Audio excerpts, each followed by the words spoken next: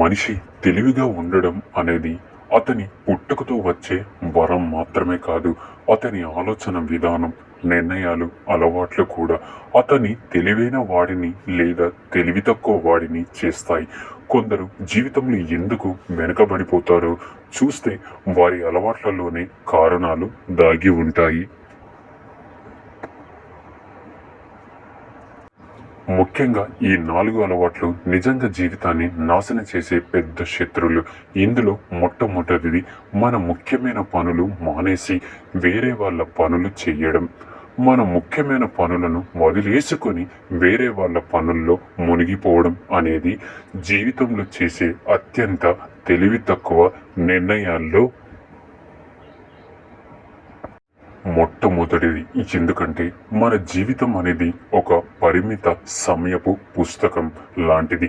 ప్రతి కాగితం, ప్రతి అధ్యాయం కూడా మనం ఏ పనిని వెచ్చించామో అదే మన భవిష్యత్తు కథగా మిగిలిపోతుంది. ఆ విలువైన కాగితాలను ఇతరుల అవసరం కోసం ఖర్చు చేసి మన స్వప్నాలను ఖాళీగా వదిలేస్తే చివరికి మన పుస్తకం పూర్తయినప్పటికీ అందులో మన కోసం రాసిన భక్తులే ఉండవు. ఇతరులకు సహాయం చేయడం తప్పు కాదు, కానీ మన ముఖ్యమైన పనులను వదిలేసి ఇతరుల పనులను ప్రాధాన్యంగా పెట్టడం అనేది మన భవిష్యత్తుకు అప్పు తీసుకొని ఇతరులకు బహుమతిగా ఇవ్వడం లాంటిది. అప్పు తీర్చేది ఎవరు? మనమే. సమయం ఎప్పుడు వెనక్కి తిరిగి రాదు, అలాగే అవకాశాలు కూడా తిరిగి రావు. గుర్తుంచుకోండి, మనం మన లక్ష్యాల కోసం పని చేయకపోతే ఇంకొకరి లక్ష్యాలను నెరవేర్చడంలో మాత్రం మనం సర్వశక్తులను వేచిస్తే చివరకు మన కలలు కలలుగానే మిగిలిపోతాయి. ఇది మనకే కాదు, మనపై ఆధారపడిన వారికి కూడా అన్యాయంగా ఉంటుంది. ఎందుకంటే మన విజయమే మన కుటుంబానికి, మన సమాజానికి, మన భవిష్యత్తు తరాలకు ఒక దీప స్తంభం. ఆ దీపం వెలిగించకుండా ఇతరుల దీపం వెలిగించడమే మన ప్రధాన పని అయిపోతే ఇక మన చీకటిని ఎవరు తొలగిస్తారు? ఆలోచించండి. తెలివైన వ్యక్తి తన సమయాన్ని అలాగే తన శక్తిని ఒక పెట్టుబడిలో వాడుతాడు.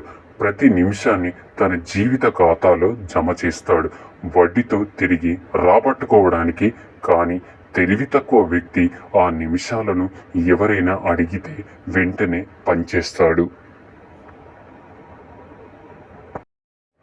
తన ఖాతా ఖాళీ అయినా గమనించడు. కాబట్టి ఇతరులకు సహాయం చేయాలి, కానీ అది మన పనులు పూర్తయ్యాక, మన బాధ్యతలు తీర్చిన తర్వాత మనం ఎవరికైనా సహాయం అందించవచ్చు. మన జీవితాన్ని మనమే నిర్మించుకోవాలి.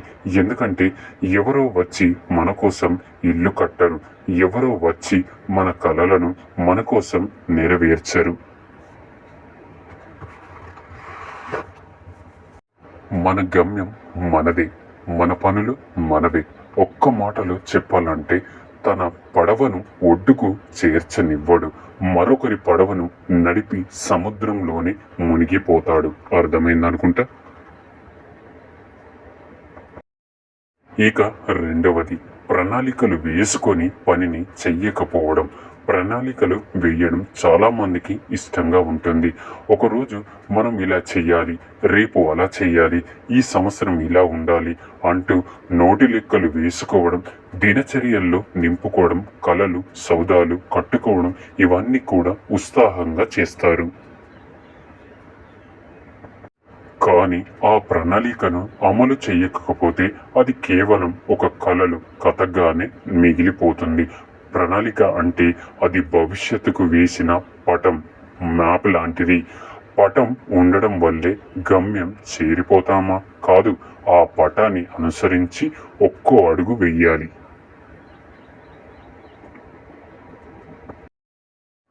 పటముందని కూర్చుంటే గమ్యం మన దగ్గరికి నడిచిరాదు. అలాగే ప్రణాళిక వేసుకున్నాక చర్య తీసుకోకపోవడం అనేది ఒక రైతు దగ్గర ఎంతమంది విత్తనాలు ఉన్నా వాటిని నేలలలో వేయకపోతే పంట రాకపోవడం లాంటిది. ఇంకా ఒక పెద్ద సమస్య ఏమిటంటే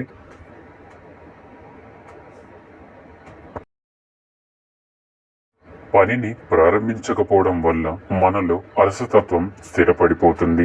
మన మెదడు కూడా ఒక అలవాట్ల యంత్రం లాంటిది. ప్రణాళికలు వేయడం సరిపోతుంది అన్న భావన పెరిగిపోతుంది. అప్పుడు మనం సొంతంగా మన స్వప్నాల దొంగలుగా మారిపోతాం. చరిత్రలో గొప్ప వాళ్ళు అందరూ కూడా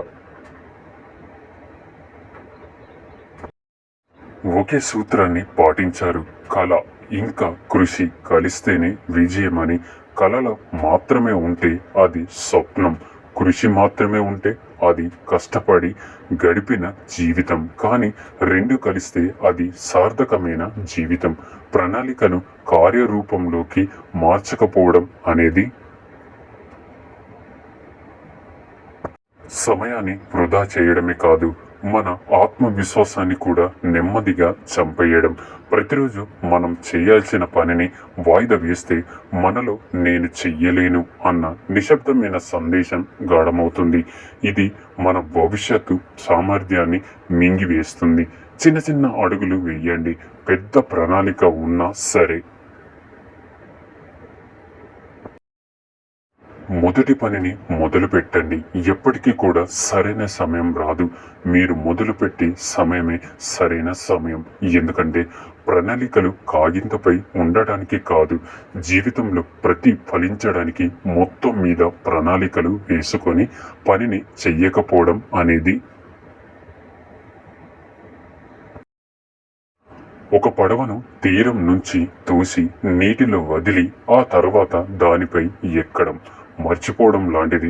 తీరం పైనే నిలబడి గమ్యం చేరుతానని కలలు కనడం లాంటిది. కాబట్టి ప్రణాళిక వేశారంటే మొదటి అడుగు వెంటనే వెయ్యండి.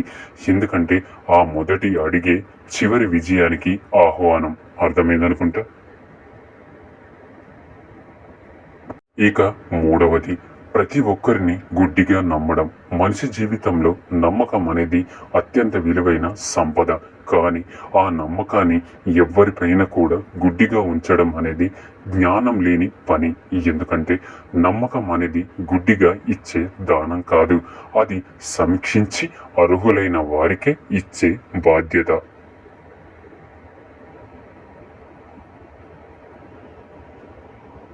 ప్రతి ఒక్కరిని గుడ్డిగా నమ్మడం అనేది మన చేతిలో ఉన్న తాళాన్ని ఎవరికైనా ఇచ్చేసినట్టే. వారు ఆ తలుపు లోపల ఏం చేస్తారో ఎవరికి తెలియదు. గుడ్డిగా నమ్మే మనిషి మొదట మంచి మనసు కలవాడిగా కనిపిస్తాడు, కానీ కాలక్రమేణ అనుభవం చూపిస్తుంది ఆ మంచితనం కంటే ముందు వివేకం ఉండాలి. జీవితంలో ప్రతి మనిషి మనలాంటి ఆలోచనలతో, మనలాంటి నిజాయితీతో ఉండడు. కొందరు మన మంచితనాన్ని అవకాశంగా చూసి దుర్వినియోగం చేస్తారు. మన హృదయాన్ని, మన డబ్బును, అలాగే మన సమయాన్ని, మన భావాలను తేలికగా తీసుకునేవారు మన చుట్టూ ఎంతో మంది ఉంటారు. అందుకే నమ్మకం పెట్టే ముందు మనం వారి మాటల కంటే వారి పనులను గమనించాలి. ఒకేసారి కాకుండా సమయంతో వారి నిజ స్వరూపాన్ని పరీక్షించాలి. ఎందుకంటే నిజాయితీ కలవాడు ఎప్పటికీ కూడా ఆ పరీక్షలు విఫలమవ్వడు, కానీ మోసగాడు ఎప్పటికీ నిజాన్ని దాచి ఉంచలేడు.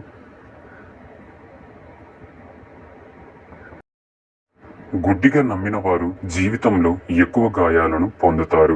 ఆ గాయాలు వారిని మరింత గట్టి వారిగా మార్చిన ఆ బాధల్లో చాలా విలువైన సంవత్సరాలు కోల్పోతారు. కాబట్టి నమ్మకానికి ముందు పరిశీలన తర్వాత నమ్మకం. ఇదే తెలివైన జీవన విధానం. గుర్తుంచుకోండి. సముద్రంలో ముత్యాలు వెతికేవాడు ముందుగా నీటిలోకి దిగే ముందు దాని లోతు, ప్రవాహం ప్రవాహం, ప్రమాదాలు తెలుసుకుంటాడు. అలాగే మనం కూడా ఎవరికైనా మన నమ్మకాన్ని ఇవ్వడానికి ముందుగా వారి ఆలోచనలు, ప్రవర్తనలు, విలువలు అర్థం చేసుకోవాలి. అలా చేస్తే మనం మోసానికి గురి కాకుండా మన మనసుకు, మన గౌరవాన్ని, ఇంకా మన భవిష్యత్తును రక్షించగలం. నమ్మకం గొప్పదే, కానీ అది గుడ్డిగా ఉండకూడదు. నమ్మకం పెట్టడానికి ముందుగా వివేకం, పరీక్ష, గమనిక ఎంతో అవసరం. గుడ్డిగా ప్రతి ఒక్కరిని నమ్మడం అనేది మనకి నష్టం చేసుకునే అలవాటుగా ఉంటుంది. తెలివైన వారు తమ నమ్మకాన్ని విలువైన వారికి మాత్రమే ఇస్తారు, ఎందుకంటే వారు అర్థం చేసుకుంటారు.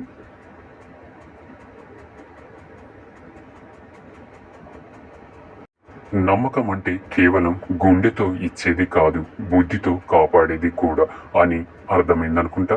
ఇక 4వది, కాస్త డబ్బు రాగానే ఎగిరి ఎగిరి పడటం. మనకు కాస్త డబ్బు వచ్చినప్పుడు ఆ ఉత్సాహంలో లేనిపోని సుఖాలకు, ఆడంబరాలకు ఖర్చు పెట్టడం అనేది జీవితంలో చేసే అత్యంత తెలివి తక్కువ పనుల్లో ఒకటి.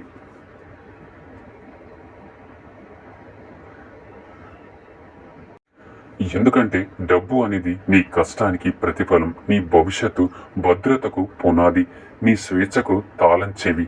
దాని క్షణకానందల కోసం వృధా చేస్తే అది గాలి బుడగల కరిగిపోతుంది. చాలామంది కాస్త సంపాదించగానే పెద్దవాళ్ళం అయిపోయామా అనుకొని ఇతరులకు చూపించడానికి, నాకు స్థాయి ఉంది అని నిరూపించడానికి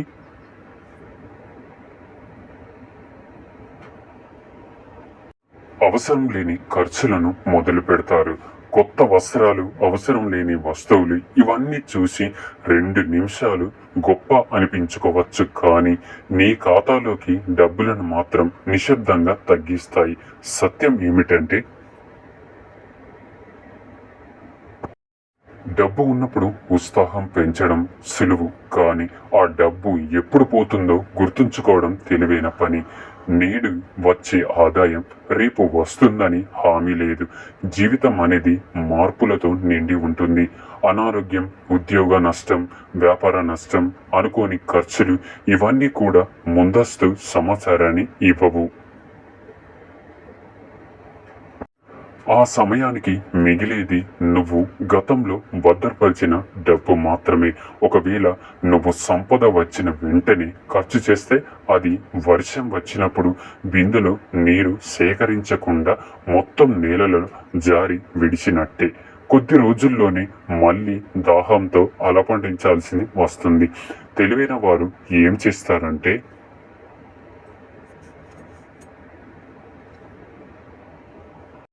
ముందుగా అవసరమైన చోట పెట్టుబడులు పెడతారు, అత్యవసర విధిని భద్రపరుస్తారు, తర్వాతే సుఖ సౌకర్యాల గురించి ఆలోచిస్తారు. గుర్తుంచుకోండి, డబ్బు అనేది కేవలం ప్రస్తుతాన్ని గడిపేందుకు మాత్రమే కాదు, భవిష్యత్తును భద్రపరచడానికి కూడా. అందుకే కాస్త డబ్బు రాగానే ఎగిరెగిరి పడటం, లేనిపోని ఖర్చులకు వెళ్ళడం అనేది క్షణకానంద కోసం.